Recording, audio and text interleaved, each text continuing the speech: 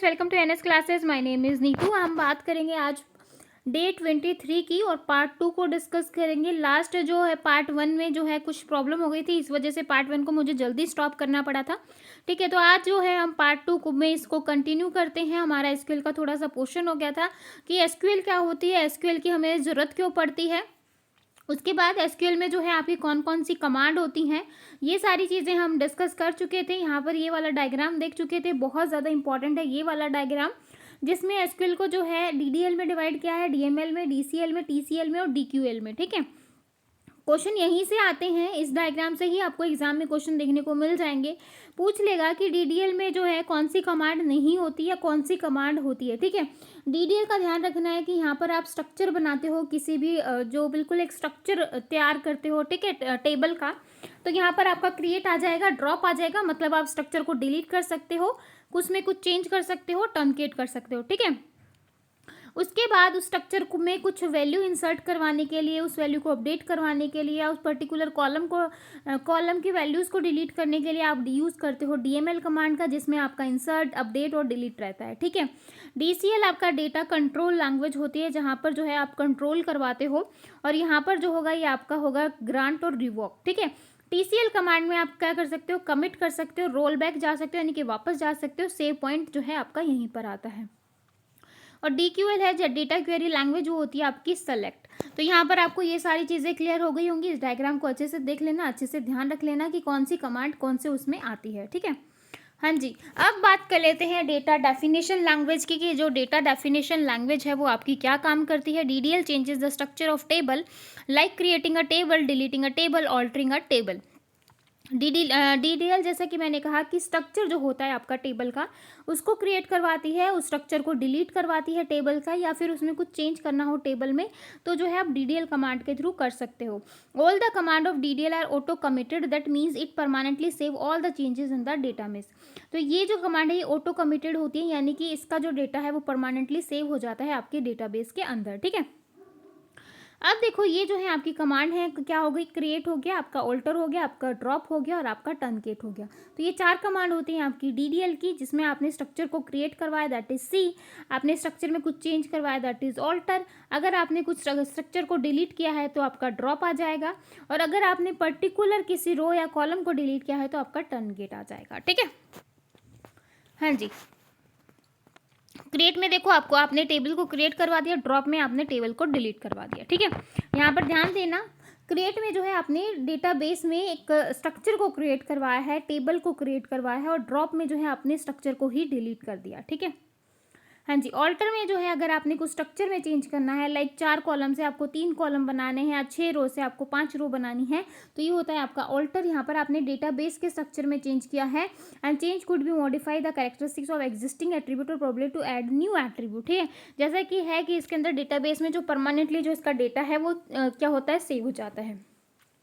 टर्नकेट देखो, इसमें जो है आप पर्टिकुलर सारी रोज को डिलीट करवा सकते हो, लेकिन जो आपका स्ट्रक्चर है, जो आपका टेबल है, वो जो स्ट्रक्चर है मतलब वो रहेगा, टेबल रहेगी। ठीक है, the space containing the table. ठीक है, अब देखो data manipulation language. Data manipulation language बहुत इंपॉर्टेंट है एसक्यूएल का टॉपिक, कोई भी बच्चा नेग्लेक्ट मत करो, इग्नोर मत करो, क्योंकि एसक्यूएल में से जो है आपके एस्टेट में काफ़ी अच्छे खासे क्वेश्चन आते हैं, तो जो है आपको इसको अच्छे से करने की ज़रूरत है। डीएमएल कमांड जो है वो यूज़ की जाती है मॉडिफाई द डेटाबेस, डेटाबेस को मॉडिफाई करने के लिए, और it is responsible for all form of changes in the database. यहाँ पर जो है आप जो है मॉडिफाई करवाते हो डेटाबेस के अंदर। यहाँ पर आपका स्ट्रक्चर का काम नहीं रहता, उसको टेबल को बनाने के बाद उसमें कुछ मॉडिफाई करना है, वैल्यू को इंसर्ट करवाना है, या उस वैल्यूज़ को डिलीट करवाना है, तो आप यूज़ करते हो डीडीएल का। यहाँ पर जो है आपकी 3 कमांड होती हैं, आपने इंसर्ट करवाया, आपने डिलीट करवाया, और आपने क्या करवा दिया, अपडेट करवा दिया। ठीक है, यहाँ पर देखो इंसर्ट में आपने कोई भी क्वेरी है, कोई भी वैल्यूम है, कॉलम में जो है वैल्यू जो है इंसर्ट की है, दैट इज इंसर्ट हो जाएगा। अपडेट में जो है आपने कॉलम की वैल्यू को अपडेट कर दिया, मतलब पुरानी वैल्यूज हटा के। जैसे किसी का फ़ोन नंबर चेंज हुआ है, एग्जांपल लेती हूँ, मेरा कॉन्टैक्ट नंबर जो है पहले मेरे कॉलेज में दूसरा था, बाद में जो मैंने क्या किया, मैंने उस वैल्यू को क्या करवा दिया, अपडेट करवा दिया कि भाई जो फ़ोन नंबर है वो चेंज हो गया है। तो यही होता है आपका अपडेट के अंदर। ठीक है, डिलीट देखो, डिलीट में जो है आप रिमूव करवा रहे हो वन और मोर रो फ्रॉम अ टेबल। तो यहाँ पर जो है आप रिमूव करवाते हो एक या एक से ज़्यादा जो है रोज़ की वैल्यू को डिलीट करवा देते हो, ठीक है, यही होता है आपका डिलीट। अब देखो DCL, DCL कमांड आपकी क्या होती है? DCL कमांड होती है use to grant and take back authority from any database user. Data control language की बात कर रहे हैं, तो डेटा कंट्रोल से आप समझ रहे होगे कि हम वहाँ पर कुछ ना कुछ कंट्रोल रख रहे हैं। तो DCL कमांड जो है वो क्या करवाती है? ग्रांट करवाती है, किसी परमिशन को ग्रांट करना, उसको देना, या फिर जो है रिवोक करवा देना। तो ये दोनों जो फंक्शन हैं ये किसके होते हैं? डेटा कंट्रोल लैंग्वेज के, ठीक है। अब ग्रांट का देखो, ग्रांट जो है give user access privileges to the database. अब देखो यहाँ पर ग्रांट की मैं बात करूँ तो कहीं क्या होता है, कहीं पर जो है सिक्योरिटी होती है, मतलब जो हाई लेवल के जो टॉप होते हैं वही उसको असेस कर सकते हैं, ठीक है। नीचे वाले को अथॉरिटी नहीं होती कि वो उस चीज़ को असेस कर सकें। तो यही है मेन जो भी प्रिविलेज हैं, जो भी हैं, कौन उसको असेस करेगा, कौन उसको असेस नहीं करेगा, किसके पास अथॉरिटी है, किसी के पास नहीं है, यही होता है ग्रांट करना, ठीक है। रिवोक जो होता है, it is use to take back permission from the user. यहाँ पर जो है यूज़र से क्या किया जाता है? परमिशन ली जाती है। एग्जाम्पल देखो, revoke select update on table from user 1 end user 2, ठीक है। इसके बाद देखो transaction control language. Transaction control language आपकी क्या कहती है? TCL command can only use with DML command like insert, delete and update only. जो TCL की कमांड है वो सिर्फ और सिर्फ यूज़ की जाती है आपकी DML कमांड के साथ, ठीक है। DML कमांड हो रही है, उसी के साथ जो है हम TCL कमांड का यूज़ करते हैं। तो DML कमांड आपकी कौन सी है? 3 कमांड है, इंसर्ट, डिलीट एंड अपडेट, ठीक है। तो इंसर्ट, डिलीट और अपडेट जो है ये आपकी TCL कमांड है, और इसी के साथ जो है हम क्या यूज़ करते हैं, आप सॉरी ये DML कमांड है, इसी के साथ हम यूज़ करते हैं TCL कमांड का। अब कैसे करेंगे वो देखो, कमिट, ये जो है इसकी कमांड है, 3 कमांड है आपकी TCL के अंदर भी। आपने कमिट किया, आपने रोल बैक कर दिया, आपने सेव पॉइंट कर दिया, क्या होते हैं वो देखो। कमिट कमांड जो होती है वो यूज़ करती है to save all the transaction to the database. Commit command क्या करती है? जितनी भी ट्रांजेक्शन है, जितनी भी सारी ट्रांजेक्शन है, सबको क्या कर देगी? सेव कर देगी, कहाँ पर? डेटाबेस के अंदर, ठीक है। तो ये आपकी कमिट कमांड होगी। रोल बैक क्या करती है भाई? रोल बैक कमांड जो होती है वो यूज़ की जाती है undo transaction that have not already been save to the database. मतलब अनडू किया जाता है उन ट्रांजेक्शन का जो आपके डेटाबेस में ऑलरेडी स्टोर्ड नहीं है, ठीक है। लाइक कंट्रोल जेड से आप अंडू रीडू करते हो ना, तो वैसे ही, ठीक है। सेव पॉइंट देखो, सेव पॉइंट जो है वो roll the transaction back to the certain point without rolling back the entire transaction. यहाँ पर क्या किया जाता है कि पूरी की पूरी ट्रांजेक्शन को रोल बैक नहीं किया जाता, आप जो है बैक पॉइंट पे जो है वहाँ पर आप रोल कर सकते हो, ठीक है। हाँ जी। अब देखो data query language. Data query language आपकी एक ही होती है, दैट इज सेलेक्ट कमांड, एक ही कमांड करते हैं डेटा क्वेरी लैंग्वेज में, और ये जो है वो फैच करती है data from the data base. तो डेटा क्वेरी लैंग्वेज का काम क्या होता है? इसका काम होता है फैच करना डेटा को, कहाँ से? डेटा बेस से। और ये किसके थ्रू करवाती है? सिलेक्ट के थ्रू, कि मुझे किसी बच्चे का डेटा चाहिए, तो मैं पर्टिकुलर क्वेरी डालूंगी कि इस 12th क्लास का बच्चा है और ये रोल नंबर है, मुझे उसकी पूरी इन्फॉर्मेशन चाहिए, तो वही मैं सिलेक्ट के साथ ही करूँगी, ठीक है। This is the same as the projection operation of relational algebra. Relational algebra का जो प्रोजेक्शन ऑपरेशन था उसके जैसा है, और यहाँ पर हम सिलेक्ट करते हैं attribute based the condition described by where clause, ठीक है। तो यहाँ पर जो है आप कौन सा क्लोज यूज़ करोगे भाई? वेयर कंडीशन का आप यूज़ करोगे DQL के अंदर, ठीक है। अब देखो SQL डेटा टाइप्स। SQL के डेटा टाइप्स कौन कौन से होते हैं वो देखो। SQL डेटा टाइप जो होते हैं वो डिफाइन किए जाते हैं type of value that can be stored in the table column, ठीक है। फॉर एग्जांपल देखो, if we want column to store only integer value, अगर आप किसी कॉलम में सिर्फ और सिर्फ इंटीजर वैल्यू को ही स्टोर करना चाहते हो, then we can define data type int, ठीक है। तो आप क्या डिफाइन करोगे भाई? इंट नाम का डेटा टाइप डिफाइन करोगे। इंट का मतलब होता है इंटीजर, कि आप उस कॉलम में सिर्फ इंटीजर वैल्यू को ही इंसर्ट करवा सको, ठीक है। SQL जो डेटा टाइप होते हैं वो न्यूमेरिक डेटा टाइप, बहुत सारे जो हैं डेटा टाइप होते हैं, बहुत सारी कैटेगरी में डिवाइड किया जाता है। कौन कौन से हैं वो सारे देख लो। न्यूमेरिक डेटा टाइप जो होते हैं वो आपका इंट हो गया, टिनी इंट हो गया, बिग इंट हो गया, फ्लोट हो गया, रियल हो गया, ETC। डेटा एंड टाइम जो है data types are such as date time, ETC। Character and string data type such as char, varchar, text, ठीक है।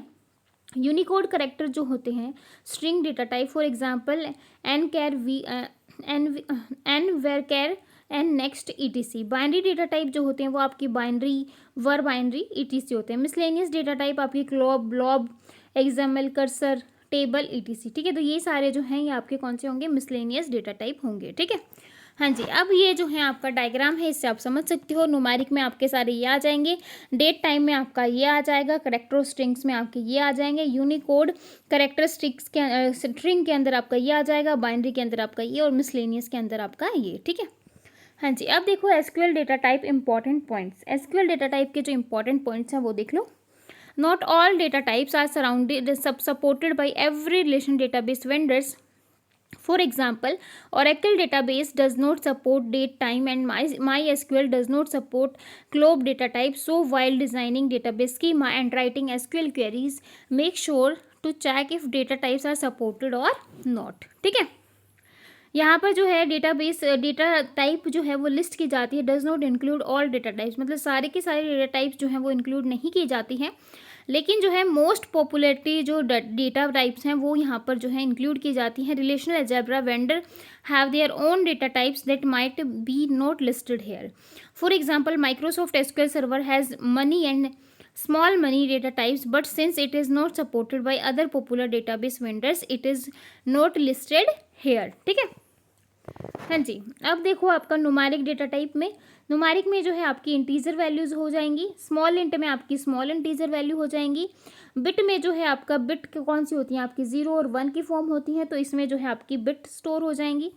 डेसिमल में जो है it specify numeric value that can have a decimal number हो जाएगा, और न्यूमेरिक में जो है आपकी न्यूमेरिक वैल्यू हो जाएंगी। ठीक है, अब देखो करेक्टर स्ट्रिंग, करेक्टर में जो है आपका कैर, यहाँ पर जो है आप 8000 करेक्टर मैक्सिमम लेंथ जो है वो आप 8000 करेक्टर ले सकते हो, और यहाँ पर जो है fix length non Unicode character होता है। ठीक है, वेर कैर में जो है आपका वेरिएबल लेंथ रहती है, यहाँ पर फिक्स लेंथ थी तो यहाँ पर वेरिएबल है, यहाँ पर चेंज कर सकते हैं। ठीक है, टेक्स्ट में जो है आप कुछ टेक्स्ट लेंथ में जो भी आपको टेक्स्ट लिखना है वो आप कर सकते हो। It contain variable length non Unicode character. ठीक है, तो टेक्स्ट में आपकी वेरिएबल लेंथ आ जाएगी, यहाँ पर भी जो है आपका वेरिएबल लेंथ है, मतलब आप चेंज कर सकते हो, लेकिन यहाँ पर कैर में जो है आपकी फिक्स लेंथ होती है। ठीक है, डेट और टाइम, डेट और टाइम देखो, डेट में जो है अगर आपको स्टोर करवाना है ईयर, मंथ और डेट वैल्यू, और टाइम में जो है अगर आपको स्टोर करवाना है आवर, मिनट और सेकंड, मतलब इतनी मिनट का है, इतने सेकंड का है और इतना घंटे है। ठीक है, और टाइम स्टैम्प होता है आपका ईयर, मंथ और day, hour, minute and second, इन दोनों का कॉम्बिनेशन होता है आपका टाइम स्टेप, डेट और टाइम का। ठीक है, इसके बाद देखो एसक्यूएल न्यूमेरिक वैल्यू, तो यहाँ पर वैल्यूज़ की रेंज दे रखी है कि किसकी रेंज जो है वो कहाँ तक रहेगी। ठीक है, तो इसको देख लेना, इतना ज़्यादा डिटेल में आता नहीं है एग्जाम में। ये जो है आपका एसक्यूएल डेटा टाइप है, बस आपको ये ध्यान रखना है, डेट में ईयर, मंथ और डेट आएगा, टाइम में जो है आपका आवर, मिनट और सेकंड आएंगे, और डेट और टाइम में जो है आपका आर, मिनट, टाइम और जो है आपका मिनट, सेकंड और आर कितने घंटे हैं वो भी आ जाएंगे। ठीक है, टाइम स्टैम्प में जो है आपका second passes since the unique approach. ठीक है, और ईयर में जो है आपके जो भी ईयर है वो आ जाएगा। ठीक है, SQL character and string data type, SQL character और स्ट्रिंग डेटा टाइप आपकी क्या कहती हैं, कैर, वेर कैर मैक्स और टेक्स्ट। ठीक है, तो ये सारी चीज़ें हम देख ही चुके हैं, अभी लास्ट में देखी थी। Character and string data type, तो करेक्टर में एन कैर में जो है आपकी फिक्स लेंथ आ जाएगी, मैक्सिमम लेंथ जो है आपकी 4000 करेक्टर आ जाएंगे। एन वेर कैर में जो है आपका storage length with maximum length 4000 character. Nvarchar maximum जो है variable length storage with provided max character. Ntext में जो है variable length storage with maximum size of 1 GB data.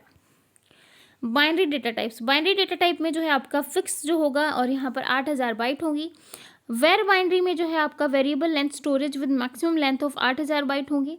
Where binary maximum जो है variable length storage with provided max byte, और image के अंदर जो है आपका variable length storage with maximum size of 2 GB binary data. ठीक है,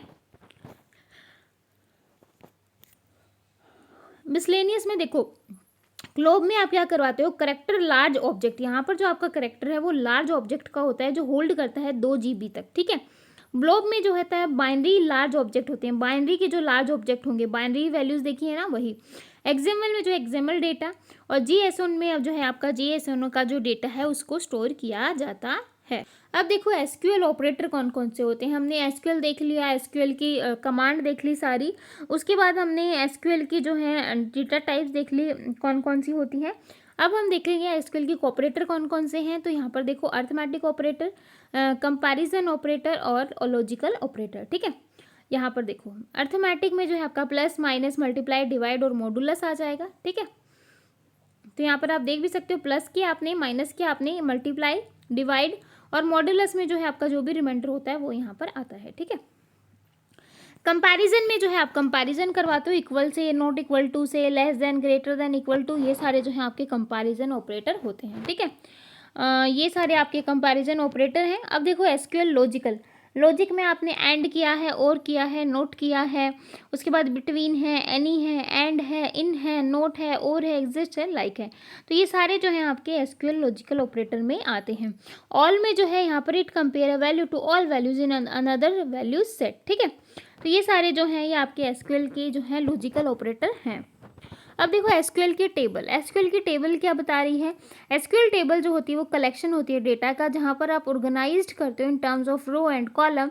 इन DBMS the table is also known as relation and row is tuple. ठीक है, तो टेबल में जो आपके रो रिलेशन होते हैं, टेबल को जो है आप रिलेशन कहते हो, रो को आप क्या कहोगे, टपल कहोगे। ठीक है, टेबल जो है एक simple form of data storage है। टेबल में हम क्या करते हैं, सिंपली जो है हम डेटा को स्टोरेज करवाते हैं। ठीक है, table is also consider as a convenient representation of relation. तो अगर हम टेबल के बारे में कहें तो टेबल जो है वो कन्वीनियंट रिप्रेजेंटेशन ऑफ रिलेशन है। ठीक है, तो यहाँ पर एग्जांपल देखो एम्प्लॉय टेबल का, ये आपकी एम्प्लॉय टेबल है, और यहाँ पर देख सकते हो ये आईडी, ये नेम, ये सिटी, ये फ़ोन नंबर। ठीक है, अब देखो ऑपरेशन ऑन टेबल, टेबल पर जो है आप कौन कौन से ऑपरेशन लगा सकते हो, क्रिएट करवा सकते हो, ड्रॉप करवा सकते हो, डिलीट करवा सकते हो, रीनेम करवा सकते हो। तो ये सारी कमांड जो है आपकी डीडीएल की हैं। ठीक है, हाँ जी, क्रिएट में देखो SQL create a table, use to create a table in database, to define the table you should define the name of table and also define its column and column data type. ठीक है, तो ये syntax है, वैसे बताने की जरूरत है नहीं, ये सारा हम कर ही चुके हैं, है ना। किसी को डाउट है तो भाई पूछ लेना। हाँ जी, एसक्यूएल सेलेक्ट कमांड देखो, सेलेक्ट स्टेटमेंट आपकी क्या कहती है, is use to query and retrieve data from a table in the database, the return data is stored in the table and the result table is known as a result set. ठीक है, syntax आपका ये हो जाएगा। उसके बाद ये देखो यहाँ पर ये आपकी आउटपुट है। ठीक है, एसक्यूएल में अगर आपको कुछ इंसर्ट करवाना हो, यहाँ पे आपने सिलेक्ट करवाया था, सिलेक्ट क्या करवाया, एम्प्लॉय आईडी फ्रॉम एम्प्लॉय। ठीक है, तो सेलेक्ट किया आपने एम्प्लॉय आईडी आपने सेलेक्ट कर ली कहाँ से, एम्प्लॉय टेबल से। तो ये देखो आपकी एम्प्लॉय आईडी पूरी जो है आपको एज आउटपुट मिल गई। ठीक है, इंसर्ट में जो है आप कुछ इंसर्ट करवाते हो, सिंगल और multiple data in a table. In SQL you can insert the data in two ways, without specifying column name, by specifying column name. मतलब दो तरीके से आप डेटा को इंसर्ट करवा सकते हो, एक तो कॉलम को स्पेसिफाई करके और एक कॉलम को स्पेसिफाई नहीं करके। कैसे होगा देखो, ये आपकी सैम्पल टेबल है, यहाँ पर मैंने विदाउट स्पेसिफाइंग कॉलम नेम, मैंने यहाँ पर कॉलम नेम का जो नाम है उसको नहीं बताया। If you want to specify all column name you can specify और इग्नोर द कॉलम वैल्यूज़। तो आपको जो है कॉलम वैल्यू को इग्नोर करना पड़ेगा। इंसर्ट करवाया आपने टेबल नेम और वैल्यूज़ जो है वो आपकी value 1 2 3 value n। Insert into employee values 6 Mary can add ah 60,000 40 sorry 6 lakh और जो है आपकी 48। ठीक है, तो इस तरीके से है। स्पेसिफाइंग कॉलम में जो है आप यहाँ पर insert table name column values this. ठीक है, तो यहाँ पर जो है आपको कॉलम का नेम जो है आप स्पेसिफाई करोगे। ठीक है, अपडेट स्टेटमेंट, अपडेट में जो है आप अपडेट करवाते हो। ठीक है, कोई भी वैल्यू आपने चेंज करवानी है तो आप वैल्यू चेंज करवा सकते हो रो और कॉलम की। ठीक है, अपडेटिंग सिंगल रिकॉर्ड, अब ये क्या कहता है, update the column employee name and set the value to Emma in the row where salary is 5 lakhs, syntax और क्वेरी। ठीक है, ये आपकी फाइनल आउटपुट हो जाएगी। अपडेटिंग मल्टीपल रिकॉर्ड्स, अगर आपको मल्टीपल रिकॉर्ड्स करने हो तो इससे पहले हमने सिंगल रिकॉर्ड देखा था, आप देखो मल्टीपल रिकॉर्ड्स। मल्टीपल रिकॉर्ड्स क्या कहता है, if you want to update multiple columns you should separate each field assigned with the comma. It in the employee table update the column name column employee name to Kevin and city to Boston where employee ID is 5। ठीक है, ये अब देखो without use of where clause, यहाँ पर जो है where close का यूज़ नहीं किया। देख लेते हैं कितना रहता है हमारा, ताकि या तो आज की क्लास में बाइंड अप करेंगे या फिर नेक्स्ट क्लास में करेंगे। ठीक है, हाँ जी, without use of where clause, यहाँ पर जो है आप बिना वेयर क्लोज के काम कर रहे हैं। If you want to update all row from a table then you don't need to where clause. In the employee table update the column EMP employee name as Harry. ठीक है, ये आपकी output है। SQL delete statement, delete statement आपकी कहती है कि आप यूज़ कर रहे हो to delete rows from a table. Generally delete the statement remove one और more record from a table. ठीक है, ये आपकी एम्प्लॉय टेबल हो गई। अब देखो dear delete all the records, अगर आपको सारे के सारे रिकॉर्ड डिलीट करने हैं तो आप क्या करोगे, delete all the row from the employer table. After this no record left to display, the employer table will become empty.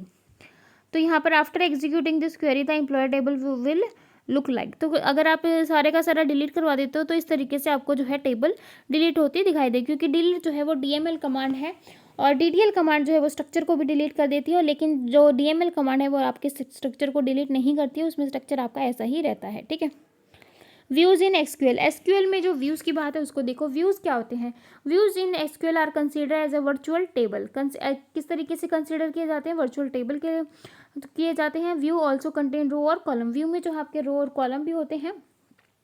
To create the view, we can select the fields from one or more tables present in the database. A view can either have specific row based on either condition or all the rows of a table. ठीक है, तो creating view में जो है आपका view can be created using the create view statement. We can create a view from a single table और multiple tables. ठीक है, ये देखो आप यहाँ पर आपकी सैम्पल टेबल है, ऊपर स्टूडेंट की डिटेल है, यहाँ पर स्टूडेंट के मार्क्स हैं। ठीक है, creating view from a single table, एक सिंगल टेबल से व्यू को क्रिएट करवाना, किस तरीके से करवाओगे, we create a view name details view from the table student details. ठीक है, the create view details view as a select name address from student details. ठीक है, तो इस तरीके से आप यहाँ पर इसको जो है क्रिएट करवाओगे। अब ये मल्टीपल टेबल्स की बात कर रहा है। डिलीटिंग व्यू, किस तरीके से आप डिलीट करवाते हो, तो डिलीट करने के लिए आप ड्रॉप का यूज़ करोगे। तो ड्रॉप अगर आपने किया है तो आपका स्ट्रक्चर भी जो है वो डिलीट हो जाएगा। ठीक है, तो ये था आपका यहाँ पर। थोड़ा सा और देख लेते हैं, फिर जो है नेक्स्ट क्लास में जो है हम इसको पूरे को ख़त्म करेंगे। ठीक है, SQL सब क्वेरी वाला देख लेते हैं, सब क्वेरी को ख़त्म कर देते हैं, फिर जो है नेक्स्ट क्लास में देखेंगे। हाँ जी,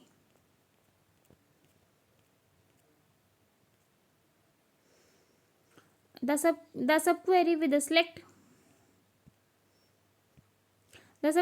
सिलेक्ट स्टेटमेंट विद बी क्या होगी भाई, from employee where is in select ID from employee where salary is greater than 4500। ठीक है,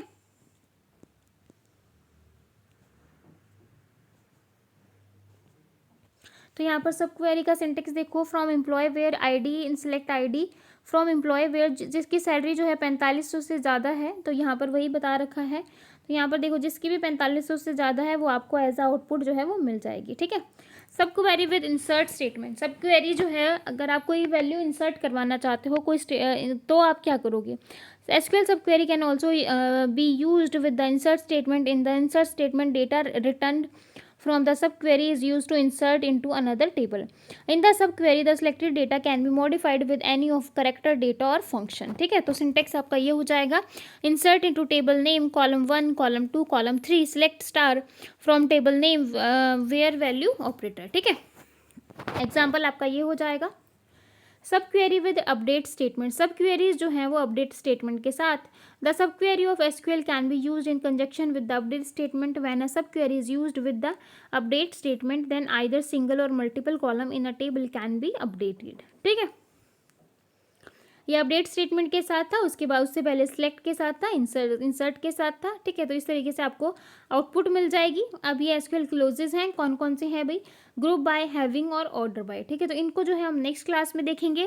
कल नेक्स्ट क्लास में जो है आपका DBMS और SQL वाला जो पोर्शन है वो ख़त्म हो जाएगा, और उसके बाद हम स्टार्ट करेंगे आपका कंप्यूटर फंडामेंटल को देखेंगे, और कंप्यूटर फंडामेंटल को ख़त्म करके जो है हम अपना C और C++ स्टार्ट करेंगे। ठीक है, तो आई होप आपको 40 डेज क्रैश कोर्स समझ आ रहा है, बहुत ही ज़्यादा इंपॉर्टेंट है सभी बच्चों के लिए, अगर आप STT या HSSC PGT की प्रिपरेशन कर रहे हो तो। ठीक है, तो क्लास को यहीं पर करते हैं ख़त्म। अगर आपको क्लास अच्छी लगी हो तो एक लाइक और सब्सक्राइब करना बिल्कुल मत भूलिएगा, अपने फ्रेंड्स के साथ शेयर कर सकते हैं ताकि वो भी 40 डेज क्रैश कोर्स का लाभ उठा सकें। तो फिर मिलेंगे नेक्स्ट क्लास में, तब तक के लिए बाय एंड थैंक यू।